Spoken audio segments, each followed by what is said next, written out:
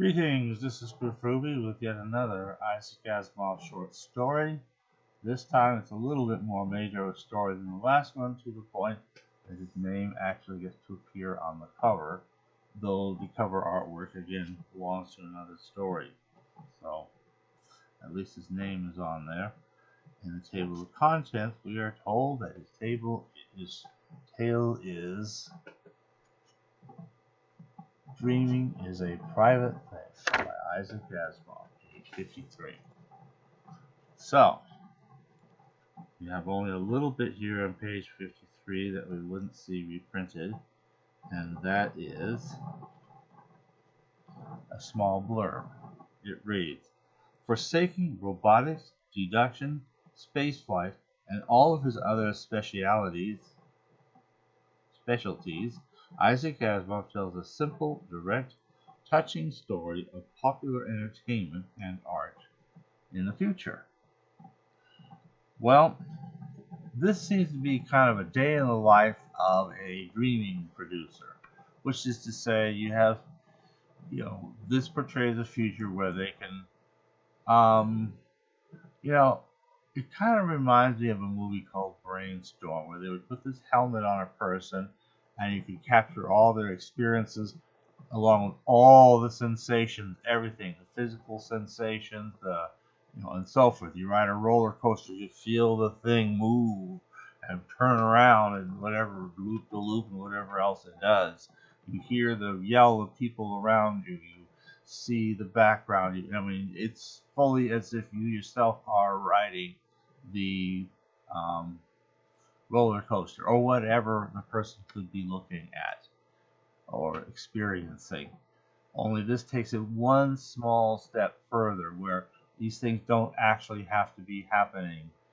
So you can just be imagining it. And the more vividly you imagine it, the better the dream. If you can really be super vivid, that's a good dreamy, as they call it. Okay. Anyway, you've got to, but it becomes like a mass-produced art, and you have somebody who's like a producer in this. He looks for dreamers, and he trains them in a certain special way. This has something that I've seen in at least one or two other stories.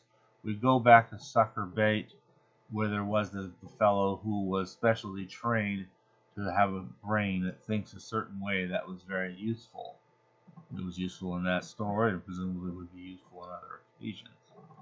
But since it is so darn useful, it might be worth training some few people in this way, even though it probably isn't good for them in terms of how their own life should go. This is another kind of scenario. You are trained as a dreamer.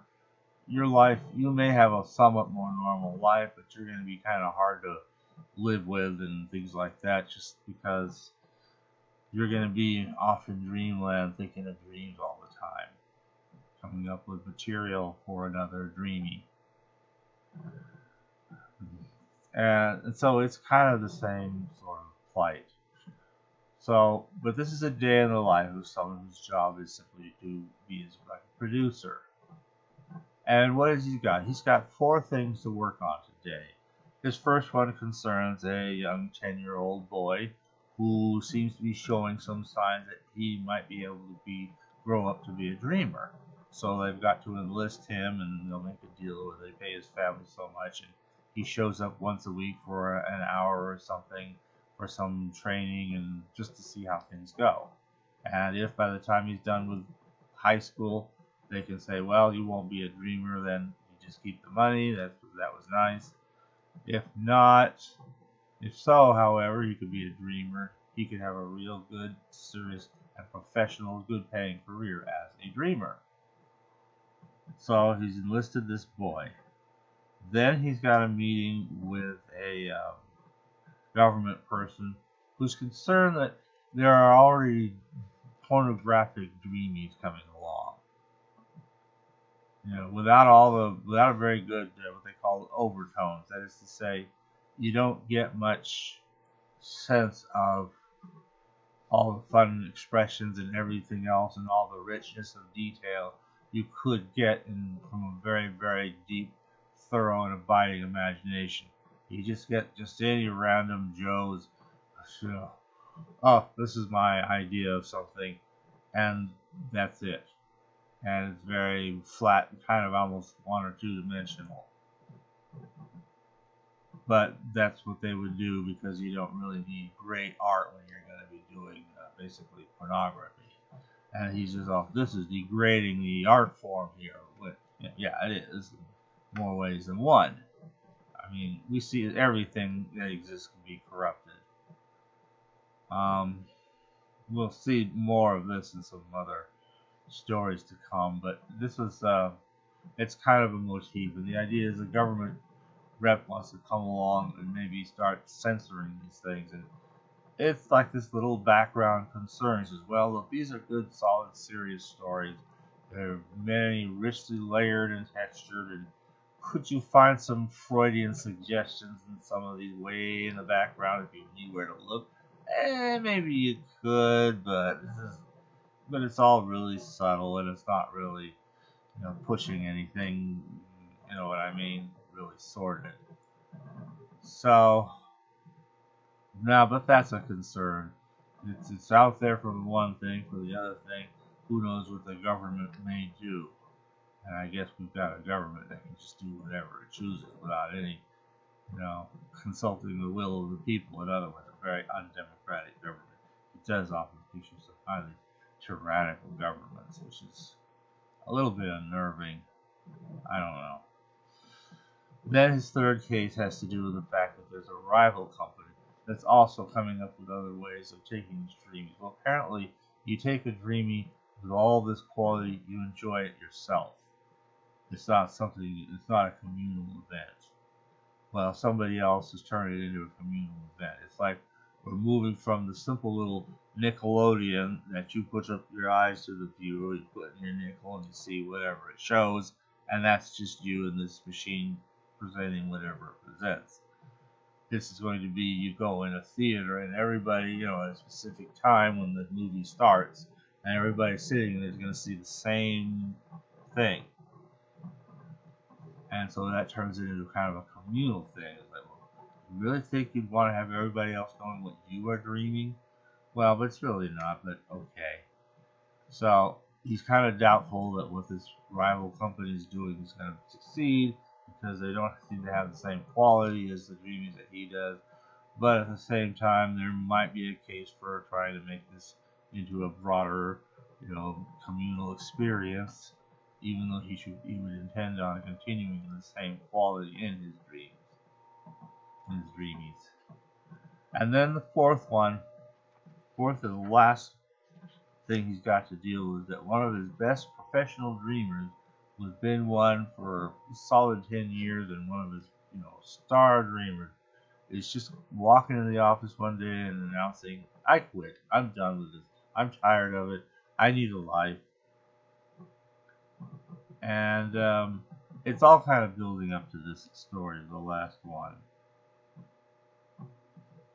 Because the last case, he just says, okay, fine, I'll just tear up your contract, you just head on out. I'm not going to try to talk you out of quitting. You've done an awful lot for us, and we're always grateful, and that's that, and you go on and have a life. And his assistant's kind of like, how dare you do that? Don't worry, I didn't tear up the real contract. This is just what we bring out to make the person feel like we're freeing them. But they will never be free, not because of us, but because of them. You see, there's a great description here. Wherever he goes, whatever he does, he'll dream. While he lives, he must think. While he thinks, he must dream. We don't hold him prisoner. Our contract isn't an iron wall for him. His own skull is his prisoner. Maybe his prison? He'll be back. What can he do? And if what you say is right, I'm sort of sorry for the guy. I'm sorry for all of them. In their businesses, well, there's a final closing point. I'll say that. I won't spoil that, but you get the basic idea. You become a dreamer. Um, it becomes what you are, and no,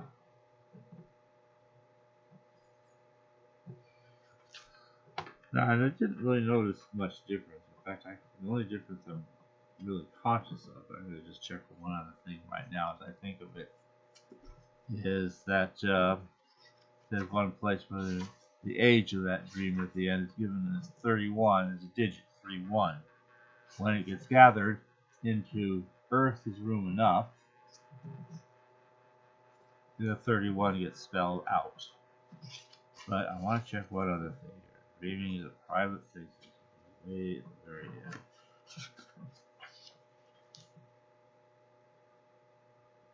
His own skull is a prisoner. I would have thought maybe you should say his own skull is his prison, but it says prisoner originally and in the later reprint. So that's just the third. That's the only difference.